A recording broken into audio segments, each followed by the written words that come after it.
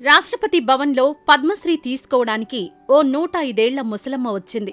తెల్లటి జుట్టుతో, సంప్రదాయ కట్టు బొట్టుతో పల్లెదనం ఉట్టిపడేలా ఉన్న ఆమెను చూసి ప్రధానమంత్రి, ఉపరాష్ట్రపతితో పాటు అక్కడున్న వారంతా నమస్కారం చేశారు. ఓ సందర్భంలో సాక్షాత్తు ప్రధానమంత్రి ఆ పెద్దావిడ కాళ్లు మొక్కి ఆశీర్వాదం తీసుకున్నారంటే ఆవిడ మామూలు వ్యక్తి అయ్యుండదు. మరి ఎవరు ఈవిడ? ఈ వయసులో పద్మశ్రీ ఇచ్చేలా అసలు ఏం సాధించింది అని అక్కడున్న వాళ్ళందరి మెదళ్ళలో మొలిచే మొదటి ప్రశ్న.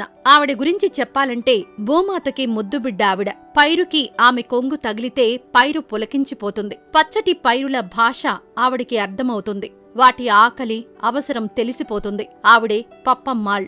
రకరకాల రసాయనాలతో పంట పొలాల్ని నాశనం చేస్తున్న ఈ రోజుల్లో కేవలం సేంద్రియ ఎరువుల ద్వారా పంటలు పండించి అద్భుతాలు సృష్టిస్తోంది. అది కూడా 105 వయసులో. పప్పమ్మాళ్ కేరళలోని కోయంబత్తూర్ జిల్లాలోని ఓ మారుమూల గ్రామంలో పుట్టారు. తల్లిదండ్రులిద్దరూ చిన్న వయసులోనే చనిపోవడంతో చెల్లెలతో కలిసి నాయనమ్మ దగ్గరే పెరిగారు. అయితే పప్పమ్మాళ్ళకి చిన్నప్పటినుండి వ్యవసాయమంటే ప్రేమ. ఎందుకో తెలియదు కాని పచ్చని చెట్ల భాష ఆమె అర్థం చేసుకుంటారు. ఆ రోజుల్లో చదువుకునేందుకు అవకాశాలు తక్కువ కాబట్టి పల్లాంగులి వంటి సంప్రదాయ ఆటల ద్వారా లభించిన జ్ఞానమే పప్పమ్మాళ్ చదువు. ఈ ఆటలతోనే ఆమె లెక్కలు నేర్చుకున్నారు. అక్షరం ముక్క కూడా చదువుకోలేదు కాని ఏ పంట ఎలా వెయ్యాలి, ఎలాంటి ఎరువు వేస్తే బాగా పండుతుందో ఈవిడకు తెలిసినంతగా సైంటిస్టులకు కూడా తెలియదు అనడంలో ఎలాంటి సందేహం లేదు. ఇక 14 వయసులోనే పప్పమ్మాళ్ళకి పెళ్లయింది. భర్త మంచివాడు, పప్పమ్మాళ్ళని బంగారంలా చూసుకునేవాడు. ఇద్దరూ కలిసి ఓ చిన్న కొట్టు పెట్టుకుని వచ్చిన ఆదాయంతోనే సంతోషంగా ఉన్నారు. అలా రూపాయి పోగు చేసుకుని 2 ఎకరాల పొలం కొనుక్కుంది. ఆమె ఏనాడు పురుగుల మందు వాడదు. సేంద్రియ ఎరువులతోనే పంట పండించి ఊరికే పెద్ద రైతుగా మారింది. అంతేకాదు ఆమె వ్యవసాయం చేస్తే ఆ నేలంతా బంగారంలా మారిపోయింది. అంటే బీడు భూమి కూడా ఆమె కాలు పడితే సాగు నేలగా మారిపోతుందన్నమాట. దీంతో మెల్లమెల్లగా ఊర్లో రైతులు కూడా పప్పమ్మాళ్ వ్యవసాయ పద్ధతులనే పాటించేవారు. ఇక పెళ్లై ఏళ్లు గడుస్తున్నా పప్పమ్మాళ్ళకి సంతానం కలగలేదు. దీంతో తన చెల్లినే భర్తకిచ్చి పెళ్లి చేశారావిడ.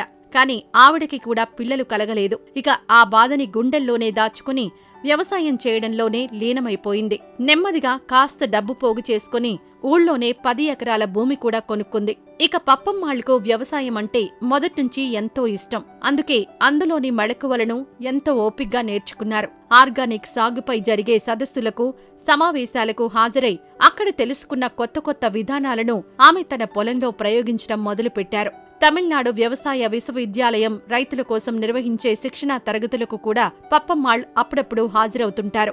యూనివర్సిటీ వైస్ ఛాన్సలర్లు అందరూ పప్పమ్మాళ్ను ఒక సైంటిస్టుగా గౌరవించడం విశేషం.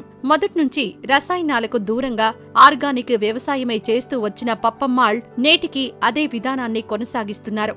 ఏ పంటకి ఎంత ఎరువు అవసరం, ఏ ఎరువు ఎంత మోతాదులో వెయ్యాలి, అసలు ఏ భూముల్లో ఏ పంట వెయ్యాలో ఈమె దగ్గర క్లాస్ తీసుకుంటారు ఫార్మింగ్ అధికారులు.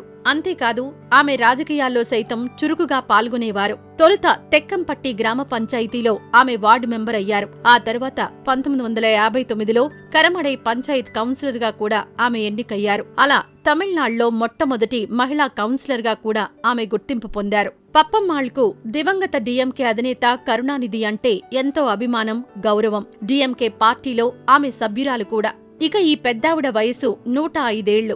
అయినా సరే పప్పమ్మాళ్ నేటికి ఎంతో ఆరోగ్యంగా, చలాకీగా ఉంటారు. ఇప్పటికీ ఆమె పొలానికి నీళ్లు పెడుతుంటారు. కష్టించి పనిచేయడమే తన ఆరోగ్య రహస్యమని చెబుతారు పప్పమ్మాళ్.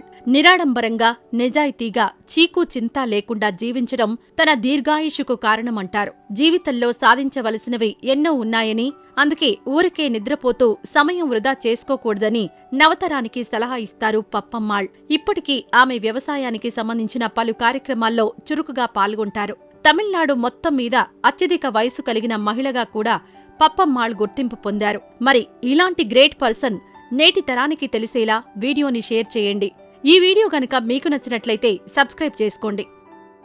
శ్రీమతి రంగమ్మాళ్ పప్పమ్మాళ్ కృషి